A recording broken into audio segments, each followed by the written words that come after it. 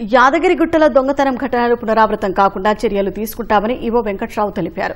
ఇటీవల యాదగిరిగుట్టలో జరిగిన దొంగతనం ఘటనపై విచారం వ్యక్తం చేశారు. బాధ్యులపై చర్యలు తీసుకోవాలని అధికారులకు ఆదేశాలు జారీ చేశామని తెలిపారు.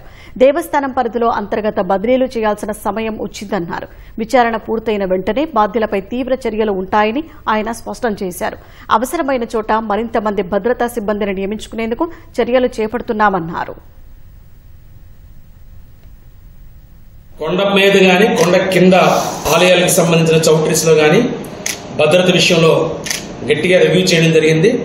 అవసరమైన చోట మరికొంతమంది సిబ్బందిని తీసుకోవడానికి కూడా మేము ఎస్పీఎఫ్ వాళ్ళతో మాట్లాడి చర్యలు తీసుకుంటాం. మనకి అన్నిటికన్నా మోస్ట్ ఇంపార్టెంట్ అయింది సెక్యూరిటీ. భద్రత అనేది ఈ వస్తువులకి ఆలయానికి ఎంత ఇంపార్టెంటో భక్తులకు కూడా అది అంతే ఇంపార్టెంట్. దీన్ని చాలా కట్టుదిట్టంగా చేయడానికి ప్రయత్నం చేస్తున్నాం. నేను ఈ విషయాన్ని ఇక్కడే కాకుండా హైదరాబాద్ లో ఉన్న చాలా ఉన్నతాధికారుల దృష్టిలో కూడా తీసుకెళ్లాను. దీన్ని వాళ్ళు కూడా జిల్లాలో ఉన్న జిల్లా స్థాయి అధికారులకి మరియు స్టేషన్ స్థాయి అధికారులకు కూడా ఇవ్వడం జరిగింది.